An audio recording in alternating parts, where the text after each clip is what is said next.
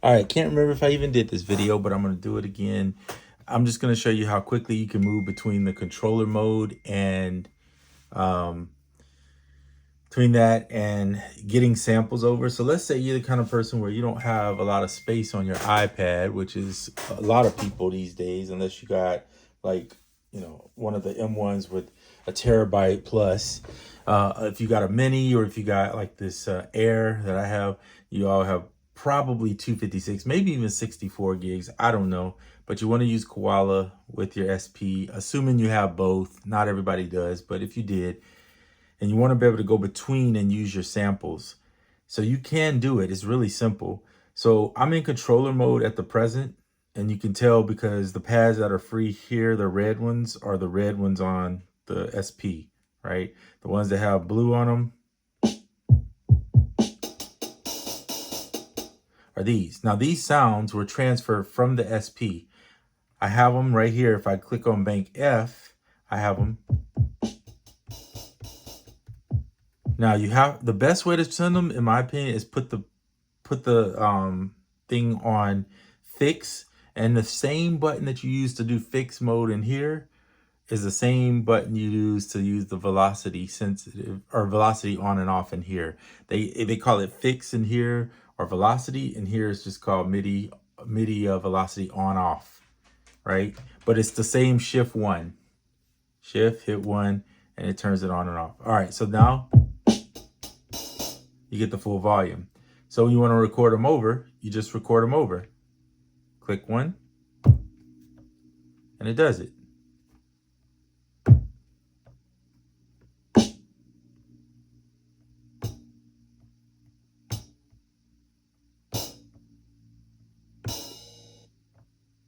Boom.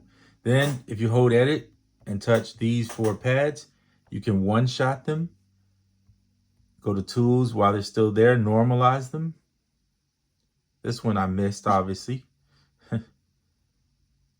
So again, one shot, normalize, right? And then you can go and do one more thing, which is for me that I like to do, which is hold edit, touch these 4. These are all like hats and open hats, etc. And go in there and do a choke group of 1. And I did all that here, so I'm going to delete it. I just did it for you on camera so you can see how easy it is. Pretty simple. So yeah, you have to touch the screen a little bit. And personally, it doesn't bother me unless you want to go in there and do them one by one by using the pad here. Then I kind of don't see the point of that. Personally, I would just rather hold edit and make my edits pretty quick. Just like you can hold delete and delete fast too. I could actually hit, let's do this, watch. All I'm doing is making quick samples. I can hold delete and delete multiples at the same time. I missed that one, but that's okay. All right, so now we're gonna get out of delete mode. So here's the samples brought over. So hit A and you're back in it. You didn't even have to go out of the exit and the mark and do all that. You just stay in it, but put all your samples on F through J. And don't use A through D, because then that leaves those for the controller portion of it. You could use E also if that's what you want to do. I'm not going to go to E. I'm just going to use F through. That way they correspond with the ones that I'm on underneath if I want to put samples on those and have them. So you can keep all your samples on your SD card in your SP. Literally just sample them over into Koala. Now, if you don't want to do that and you prefer to go the long route, because some people like to do stuff the harder way, that's not like talking down on anybody. That's just what people like to do sometimes. You can buy yourself like a dongle which has like a USB-C and then the SD card in there. You can just pull it out, stick it in, and then put the samples into your iPad. That's taking up room on my iPad. Personally, I don't want to do that. I don't want to do all that extra pulling the card out. I'd rather just sample them over and fix mode, normalize them, and be done with it. I didn't mean to delete that, so let me re-record that now. And then hit one shot, choke group 1. And before I do that, you can see it went a little bit off. So you might want to, you always got to double check that. So don't crop them yet until you for sure know you got it all the way. I cropped a lot of these. This one I need to crop. Once I get them, I usually crop them. The good part is they're in here. If I need to pull them back up, I can just pull them back up. Go back into controller mode. See there, these are choking each other out. Now, I don't mind playing my stuff in the pattern mode here. I've gotten used to it, but I will say this, and I know how to use the chaining stuff in here, but I think it's easier. The sequencing to me is just easier in Koala. And I'll just give you a quick demonstration. Let's just put together a little simple beat. I'm gonna tap just a tempo out in my head, just do something really quick. We'll do 94, that's fine. Now I can do a lot of that stuff on here. I'm just like, to me, I got a touch screen. I'm just gonna use it for some of the stuff. It's up to you how you wanna roll with it. What I don't like is if you just start drumming here, these are fixed velocity. So you can't change, you can't find, he did add something that I recently showed in a video where if you want to touch that and go into here and then use the velocity one. Yeah, but, and while that's amazing, if you only have an iPad and that's what you got and you want to do it, do it. But if you got this, take the fixed velocity off, right? Go back into your controller mode, back into his session.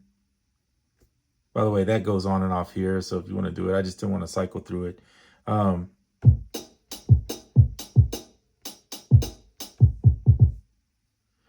Turn the velocity on.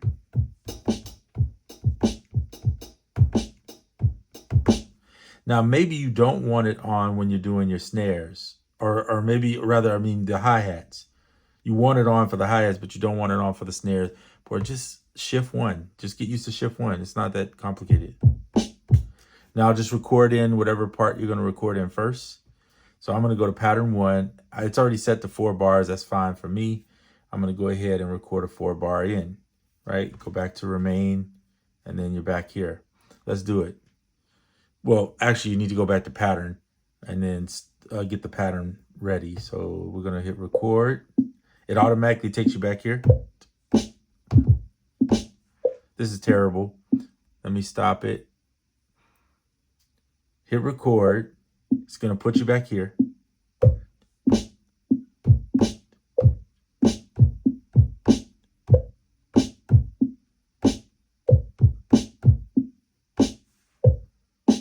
It's looping. Now you can go in and you can turn off by shift 1. You can turn the velocity on for the hi-hats.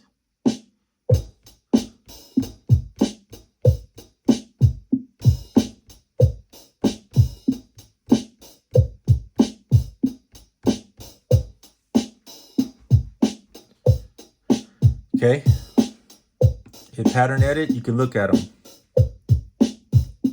Here's your hats. The ones that are lighter color, you can see the velocities by hitting the velocity button.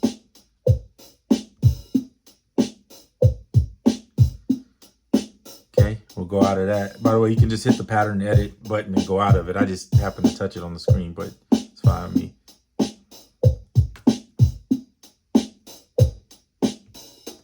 Turn the metronome off, shift 9.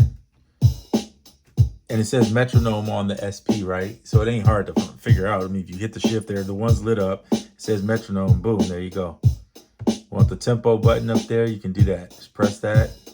Either tap it on here. I don't think you can tap it here because this is your start. So the tap is there if you just decide you really want to tap for whatever reason on the screen.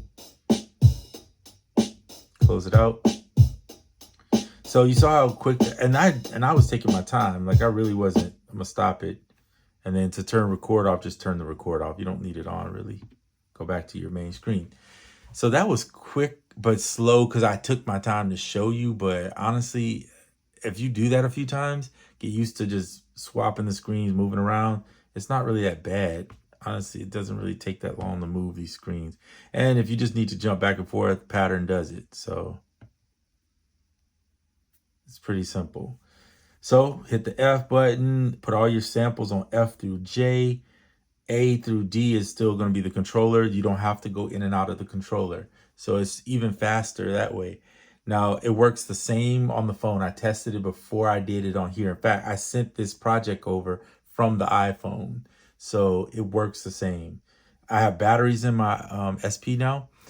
So if the battery here is low, they'll piggyback off of those batteries. But, you know, obviously it's better if you can use something that can power this, which this can power this. iPhone can't. And when I'm doing that, I'm pointing at the iPhone. I should let you know what I'm pointing at. It's kind of weird. And then you got your banks. Of course, you guys know how to move banks. Just use the bank button. And I'm calling them banks because that's what they are on the SP. On here, that's the same thing. It's just a bank of sounds, right? So you could put sounds there. You could maybe keep this one for your drums or however you like to do it. It's up to you. But I'm just showing you, it's really not that complicated. I keep seeing videos where people say, oh, it's complicated, or it's not this, or it's not that complicated. It's a great workflow. If you have more sounds on the iPad, cool. That's probably going to be the place where you want to live more. But if you want the controller and you want the iPad, I say, why not? These aren't super expensive, and they the resale on them holds pretty good. So usually in most places they're like $500, which is a lot for somebody that doesn't have it, of course. But $500, and then the resale, I usually see them about $350, right?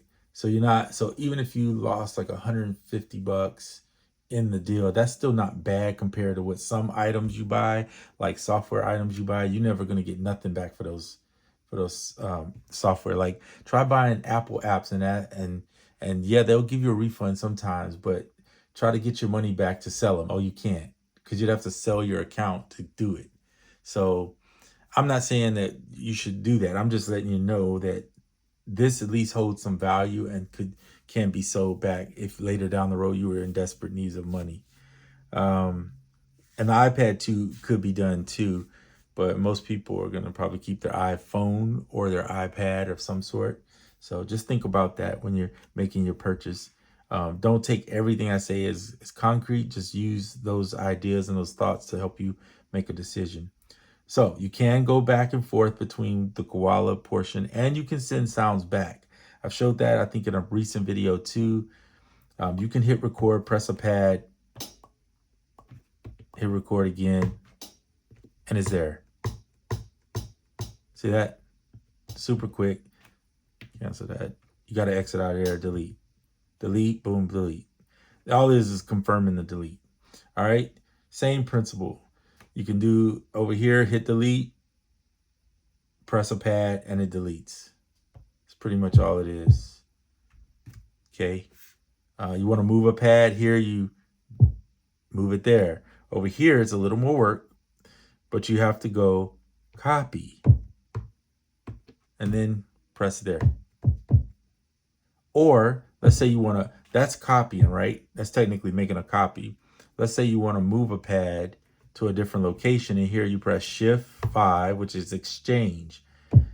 Press the pad you want, press that pad, and then hit either the confirm button or the copy button, and it does it for you. Okay? I usually just go with the press of the encoder. Take it back, press the encoder, done. All right?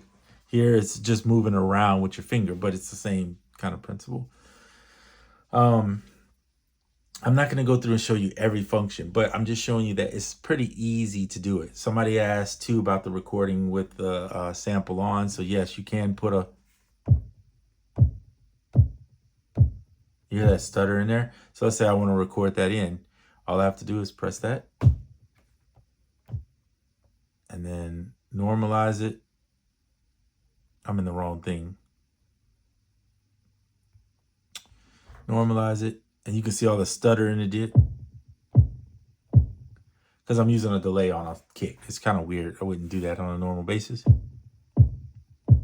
But you can see it did work. It took the sample right over and recorded it. This is like having a bigger visual to me. That's how I perceive it.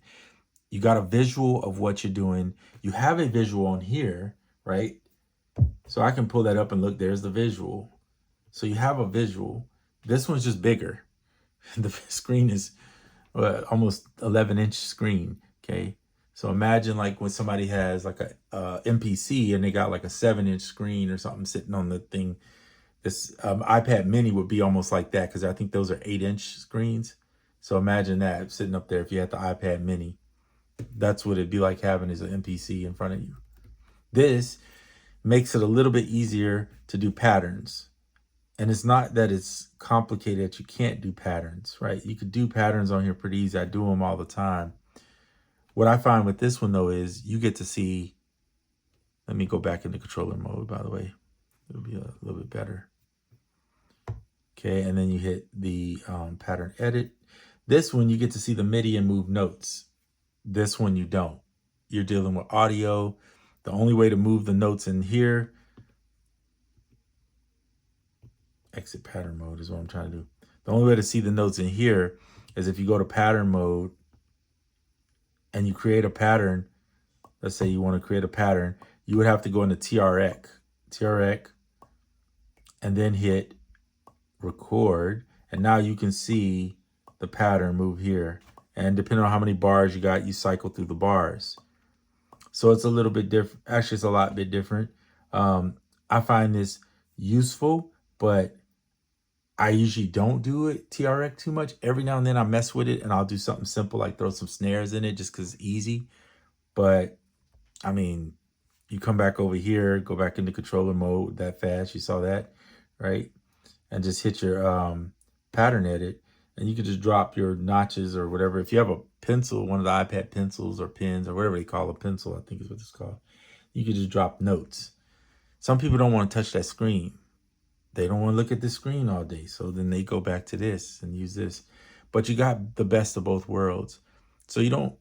So while you could say, well, if you have your budget says you have to choose, pick one or the other. But if you didn't have to choose and you could have both, then why not? Because you got both, right? I mean, it's just really up to you as an individual what you want, okay?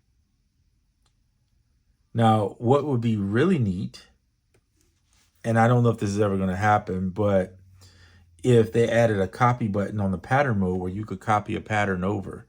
Right now, to copy a pattern over, you just drag and drop it. Or if you want to get rid of it, you just dump it, right? But imagine if they had the ability to say copy and you could just go boom and copy a pattern. Now that would speed up the work for now in pattern mode outside of this here. So in other words, if I go back to remain, go back in here and I go into pattern, I can do that very thing. I can create, I'm gonna use the pattern here. I can create this pattern and then say copy and then make that same pattern and then take out the parts. In here to do it, you're gonna have to drag and drop it. Let's come out of pattern mode, go back into here. All right, you would have to drag, drop it, go into it, or you saw I just double tap that because that's what I'm used to. But if you hit pattern edit, you can bring it up, then you go in and erase whatever you want out of there. And there's a quick way to erase it out, right? Here, I'm gonna show you. So let's say you're in this pattern right here, okay? All you gotta do is hit clear and the item you wanna erase. So if you wanna erase all the, let's say you wanna erase the hats. All you gotta do is hit that. Oh, I just erased the whatever. Doesn't matter, you can do undo and bring it back, okay? Say you just wanna erase the hats. Now the hats are gone. And when you play this one,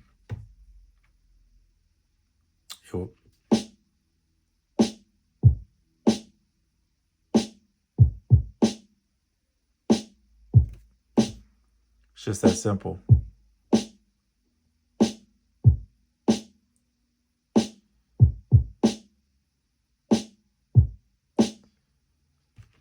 All right, let's stop it.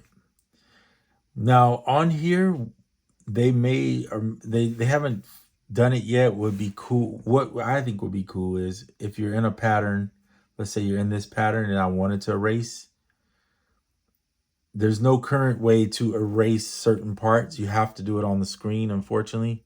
That's just the way it is, you know.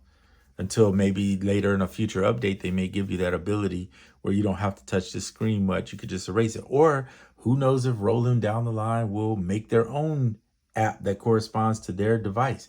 That would be the ideal situation. They've already made one where you can kind of adjust the sample and drag samples in and out and move stuff, but it's not a full-fledged like production thing like this where you could pattern and see the patterns.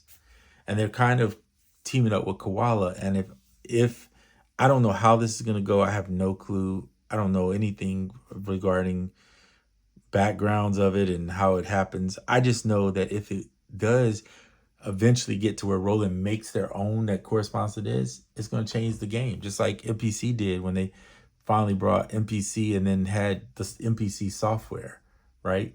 And now you can look at the software if you want to, or you can just look at it here. Maybe down the road, this will be a whole screen and it'll just be everything on screen with a touch screen. It don't even have to be a touch screen if you can move everything around.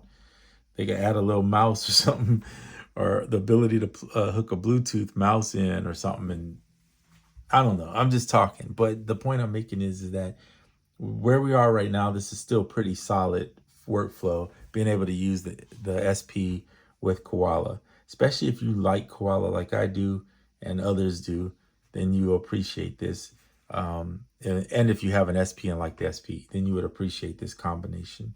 So I call it the killer combo, and I know some people don't like that, but I call it that because it's kind of merging the two things that I like, which on the iPad, my favorite thing is Koala, and the SP is my only sampler that I have. So sampler effects box that I have. So for me, these two things are the best combined together, and you get the ability to use them both in such a cohesive way.